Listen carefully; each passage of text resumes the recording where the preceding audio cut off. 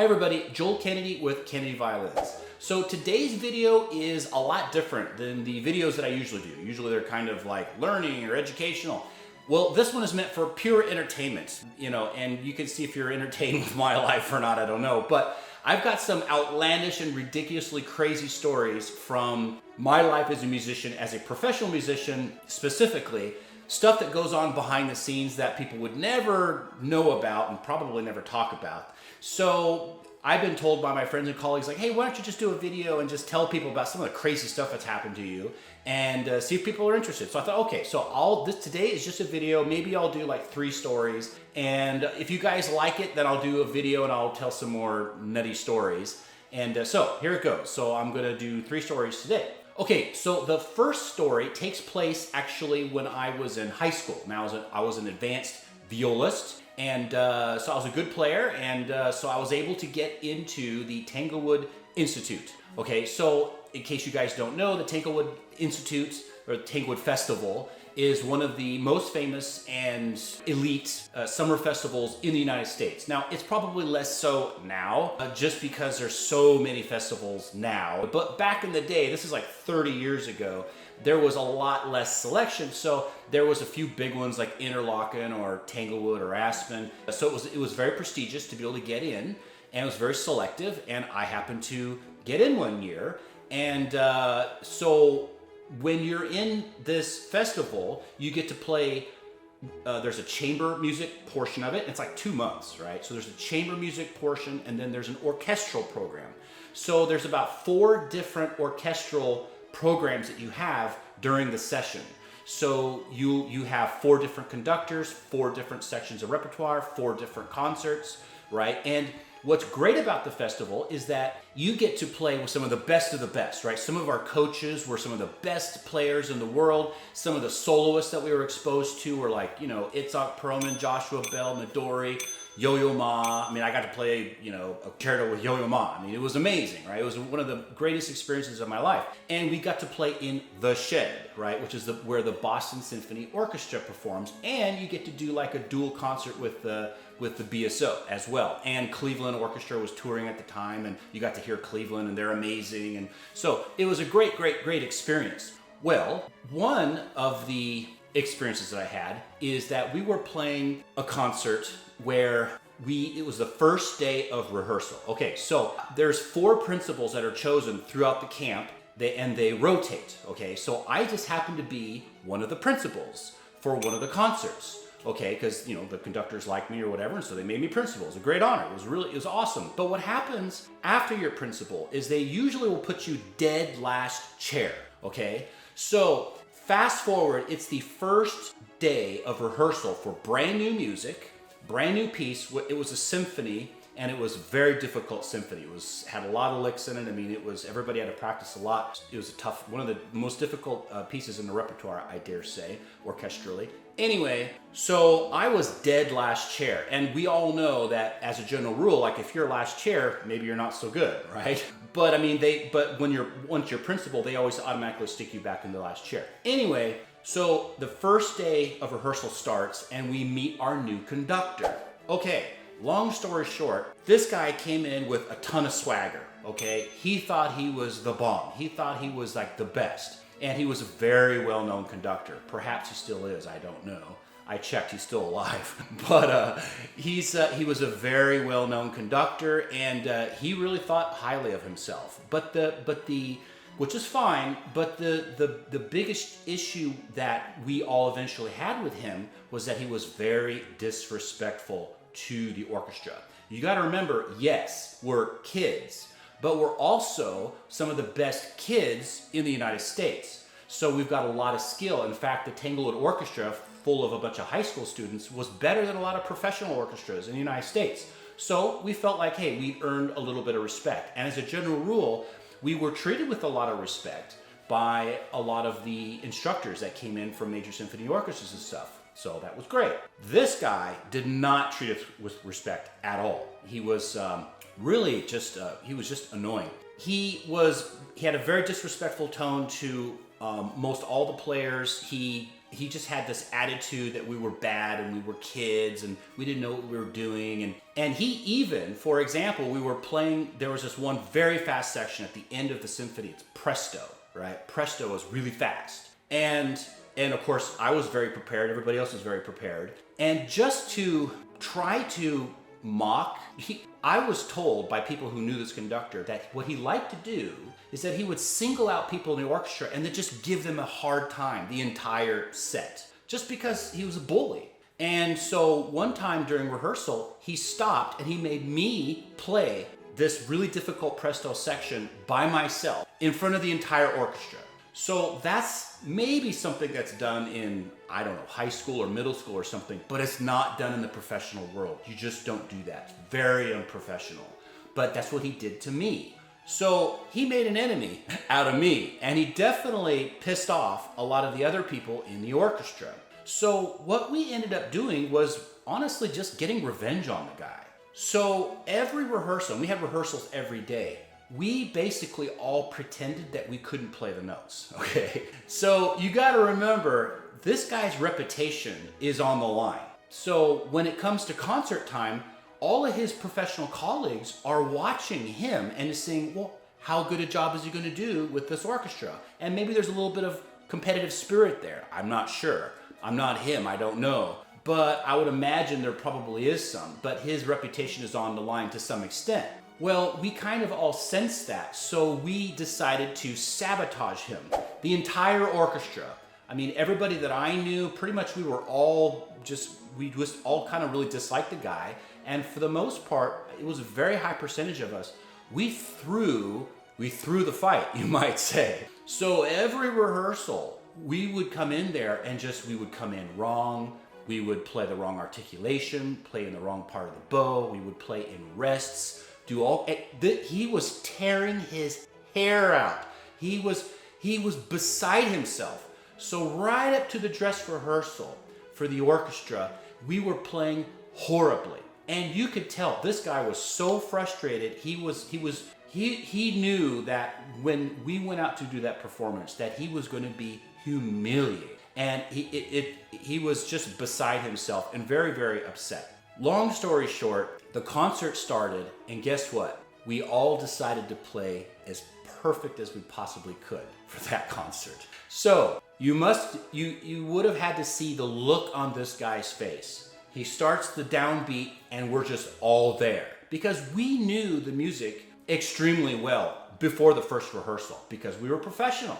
And we played every note, every entrance. I mean, we played the crap out of that orchestra. I mean, that piece. We did a really fantastic job. He couldn't believe it. I'm sure that he was absolutely shocked, and probably to this day, probably has no idea what actually was going on behind the scenes. But the moral of the story is, it doesn't matter who you are, you want to make sure you treat your colleagues, no matter how old they are, with respect. Okay, so this is the second story of our fireside chat. I wish we need a green screen back here, and I need like a robe, right? With maybe a pipe or something, I don't know.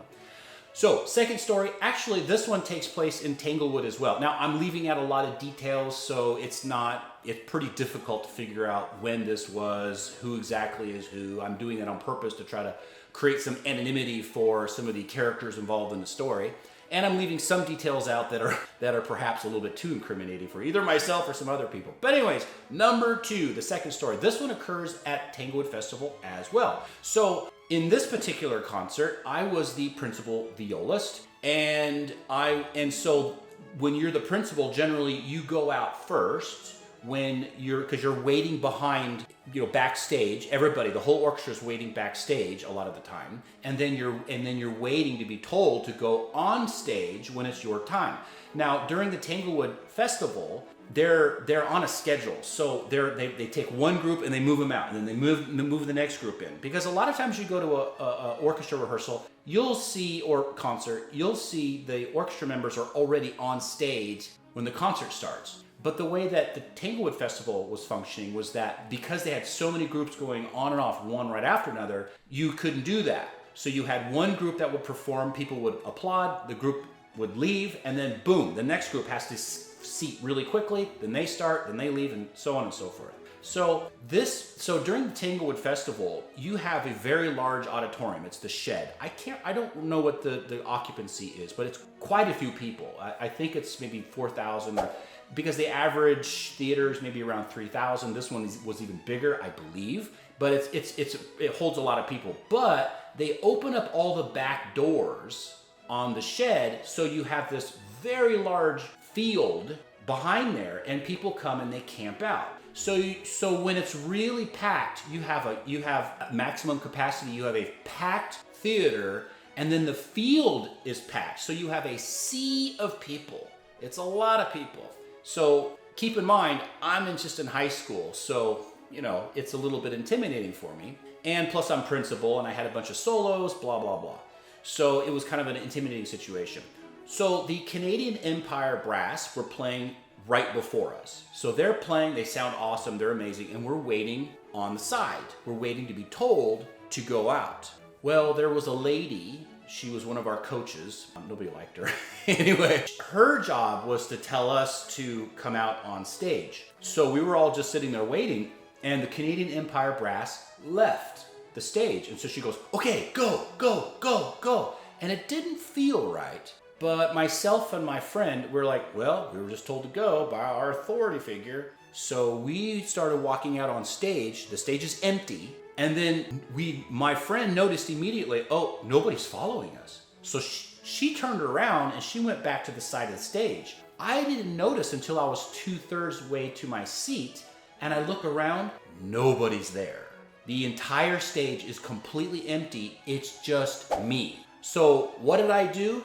I just sat down in the viola section. What I should have done is just turned around. Sure, I would have looked like an idiot, but I should have just turned around and went back. But instead, I just sat down in the viola section. Now, the reason why nobody else came out is because the audience was clapping so much for the Empire Brass that they came out to do an encore. So I'm sitting there in the viola section by myself with a completely empty stage. The Empire Brass comes out, and they stand on the edge of the stage to perform, because they don't sit, except for the tuba player most of it. Anyways, so then they played an entire piece, an encore piece, while I was sitting in the viola section. And a lot of my musician friends were sitting in the front row. We had reserved seats. And they were watching me and laughing the whole time, because I'm stuck there by myself. So eventually, the Empire Brass finished playing, they walked off stage, and then all the people in the front of the auditorium, they actually all gave me my own applause. So all of these people in the audience started applauding just me, and then finally the rest of the orchestra came out, and then the orchestra started applauding me, of course sarcastically. But yeah, that was definitely humiliating and very embarrassing, but these things, they can happen. Okay, third story, last one. This story took place when I was a professional player and I was gigging. So this is after college, and I had moved back home to the Pacific Northwest, and I was gigging like a lot of musicians do, right? So you do parties, you do weddings, you play in professional orchestras, you teach, you just do whatever you can to survive, because you're a musician. That's just what you do.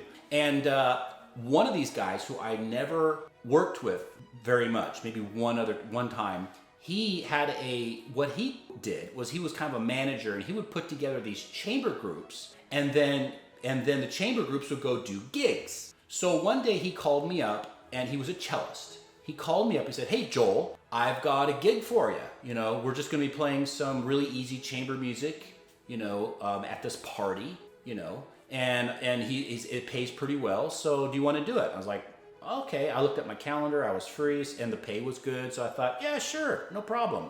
It sounds easy, because a lot of times gigs, you will play background music. So you're basically wallpaper. Nobody pays attention to you.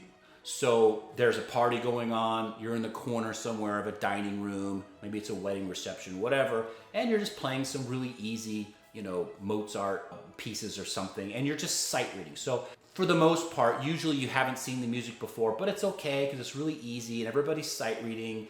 And even if you mess up a little bit, nobody's really paying attention anyway. So it's a very low pressure, it's easy money, and sometimes you actually end up having fun, and you get some free food out of it a lot of time as well. So that's what I figured it was, and that's the way that he kind of, insinuated that it was. Well, it was not. So I showed up, and it's an auditorium in Portland that I'd never been to before. Maybe it was a high school auditorium or something, probably seated maybe 1,200, 1,500 people. So it's a good sized auditorium. And then we're given the music, and it's a little harder than I thought it would be, but I thought, well, it's okay.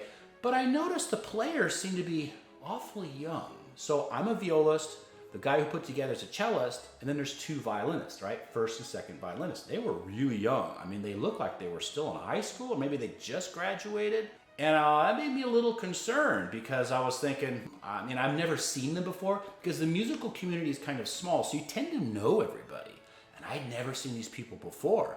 So I started getting a little nervous. Can these people sight read? Can they play? What's going to go on? So I asked my friend who set this up, not really a friend, but colleague, hey, when are we playing? What's the format? And he said, oh, we're going to be performing in about 10 minutes or whatever. I said, oh, okay. So where are we going to be performing? He said, oh, just on the stage over here. That sounded weird. Why would we be on a stage? Usually we're in a dining room or something, or a ballroom. Okay, so that was weird. So finally, the time came, and then another person came out and said, okay, you guys are up, and then they opened the door, and we walked out onto an empty stage, and the auditorium was full of people. It was a concert. So we weren't background music. We were literally sight reading a concert for people who had paid to come see us play. So apparently they were told that we were some hotshot chamber group or something, and it was going to be this wonderful performance, and they had paid, and they had programs in their hand. They were paid to see us play. I had never seen these people in my life, and were sight reading. It was literally, as a professional musician, this is one of these nightmare situations that you literally dream it, but you never actually expect it to happen to you. So your brain immediately goes into panic mode, and you're like, oh man, you cannot mess up. You got people that the first row is right there, and these people paid to see you play, and you don't even know the music. You never even seen the music before. So we started the concert, and it immediately became very obvious that those two violinists could not sight read. They could barely play their instruments. They were barely at high school level, and they couldn't sight read. So the cellist, the guy who hired me, he was a little bit better at sight reading, but not by much. And I wasn't the fantastic sight reader either, really. So it was basically the viola and the cello playing, just us. We were together. And if you know anything about, Mozart chamber music, almost all the melody generally is in the first violin and the second violin. And the viola and the cello, they play very, their parts are usually on the periphery. We play a lot of oompas and whole notes, okay? There's not a lot of melody there, not a lot going on. So the first violinist was completely lost. There's our melody, boop, gone. And the second violinist, absolutely just gone, nothing, had no idea where she was. So we're sitting there sight reading. It's just the cello, boom, boom, boom, or whatever. And we're yelling out as quietly as possible, measure 23, double bar, repeat, coda. We're trying to tell the first violinist, this is where we are, this is where we are. Mind you, we're being watched the whole time.